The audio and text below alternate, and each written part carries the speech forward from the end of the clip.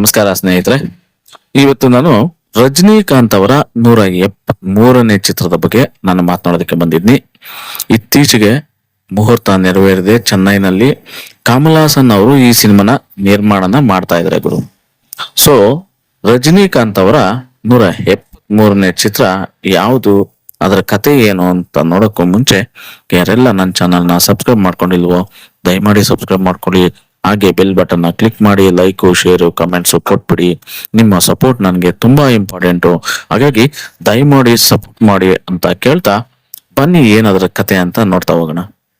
ಕಮಲ್ ಹಾಸನ್ ಒಡೆತನದ Raj Kamal films international ಸಂಸ್ಥೆ ಈ ಸಿನಿಮಾನ ನಿರ್ಮಾಣ ಮಾಡ್ತಾ ಇದೆ.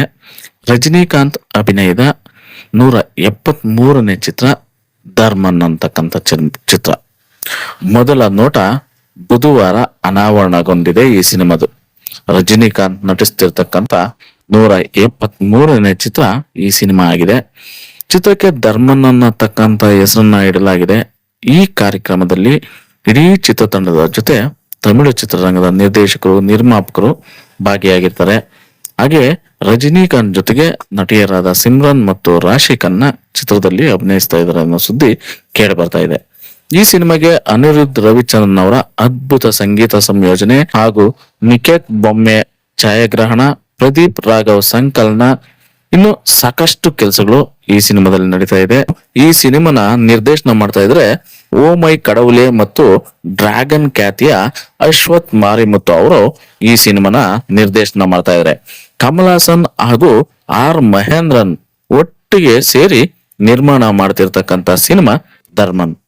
ರಜನಿಕಾಂತ್ ಅವರ 173ನೇ ಸಿನಿಮಾ.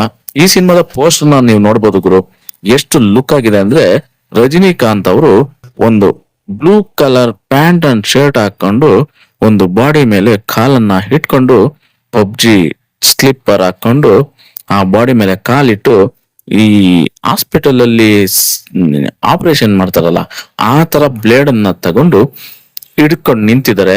ಕೈಯಲ್ಲೆಲ್ಲ ರಕ್ತ ಆಗಿದೆ, ಬ್ಲೇಡ್ ರಕ್ತ ಆಗಿದೆ, ಚಪ್ಪಲಿ ರಕ್ತ ಆಗಿದೆ. ಸೊ ಏನೋ ಒಂದು ಡಿಫ್ರೆಂಟ್ ಲುಕ್ ಅಲ್ಲಿ ರಜನಿಕಾಂತ್ ಅವರು ಈ ಸಿನಿಮಾದಲ್ಲಿ ಕಾಣಿಸ್ಕೊಂತಾ ಇದ್ದಾರೆ.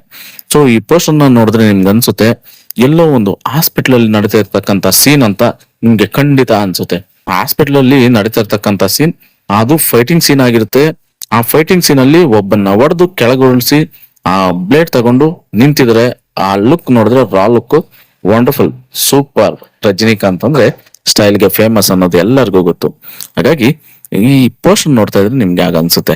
ಹಾಗೆ ಈ ಸಿನಿಮಾದ ಶೀರ್ಷಿಕೆ ಅಂದ್ರೆ ಇದ್ರದ ಮುಹೂರ್ತ ಸಂದರ್ಭದಲ್ಲಿ ಸಾಕಷ್ಟು ಜನ ಕಲಾವಿದರು ಇವ್ರ ಜೊತೆ ಸೇರಿರ್ತಾರೆ.